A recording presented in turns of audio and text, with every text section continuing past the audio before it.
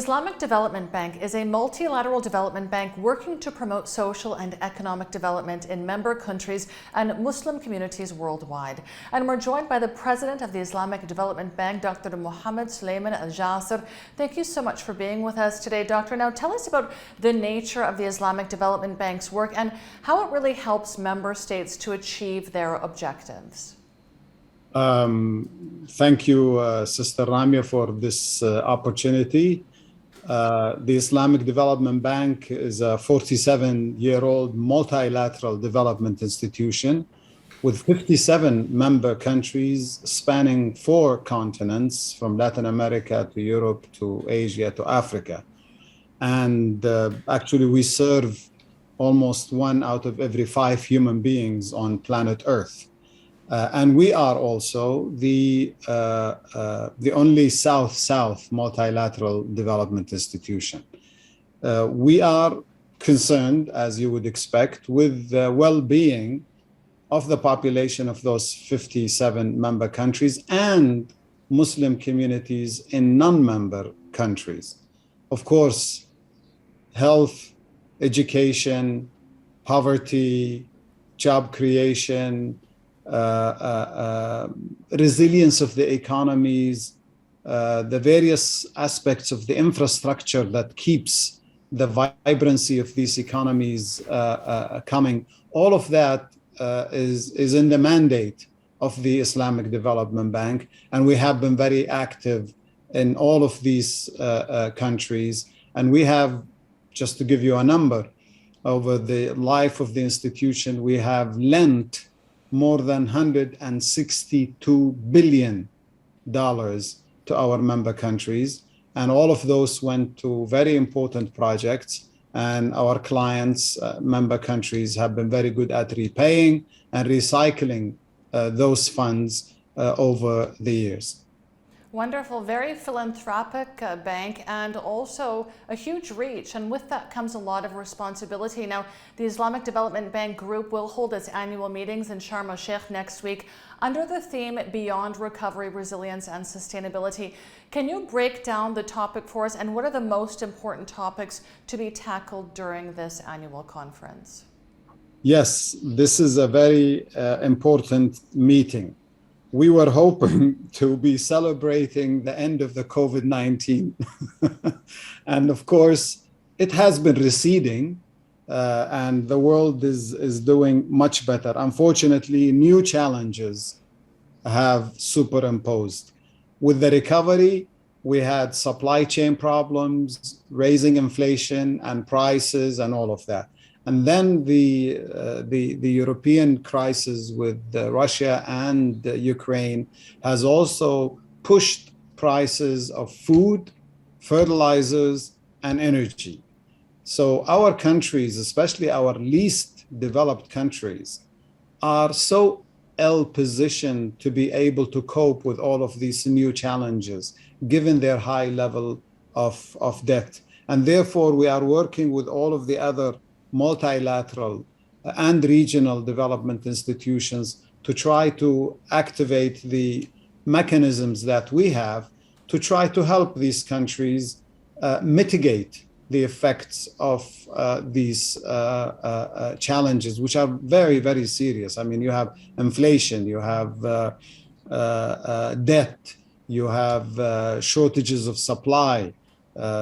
When you take energy, which is most important for all economies, all of these are added to the existing challenges that they were already trying to deal with. So in Sharm el-Sheikh, we expect our governors to be telling us actually what we should be emphasizing, what we should be concentrating on, and of course, recovery from the COVID, and then inshallah, also recovery from the high spikes in food prices will be very, very important.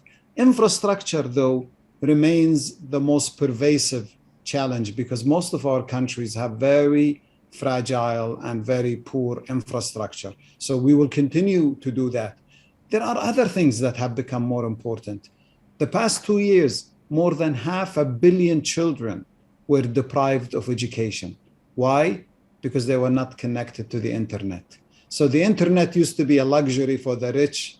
Now it is a necessity for societies, especially those that are in rural areas. So the digital gap or the digital divide is becoming very important. So it's not only the vaccine divide or the vaccine gap or the digital, we have the food gap also. So we have three major challenges that we will be discussing with our governors. We have a roundtable that and a plenary where the governors will give us their directions, will give us where we should be concentrating on for these very important challenges.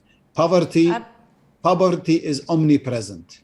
It's all over the place. And therefore, what we do, especially what we do for women and young people, is very important because they bear the brunt of all of these problems. And if we can help them through small loans, through empowerment, where they can have small and micro enterprises, then we will solve multiple of problems through helping women and young people. You mentioned three main issues there, but there are several broader global issues that the whole world is dealing with, and one of them is climate change, and the Islamic Development Bank's Green Sukuks address climate change. Tell us how the proceeds of your Green Sukuks go towards climate change and green projects, and what projects have really materialized so far. As you know, as I mentioned, infrastructure was very important throughout the life of the institution. Energy is a major component of that also. Now we're moving to renewable energy. So we continue with energy, but we are directing our resources and our help to our member countries into more renewable, more climate-friendly investments. For example, by next year, 35% of our lending will be in climate-friendly projects. So that is a very important contribution to help with the environment. You mentioned sukuk.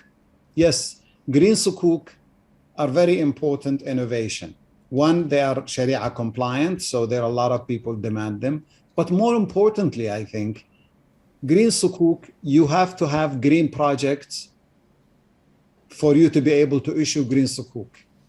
And you need green sukuk for you to be able to finance green projects. So it's a virtuous cycle. One leads to the other. You need one to be able to do the other. And they are all asset-based. They're not debt-based.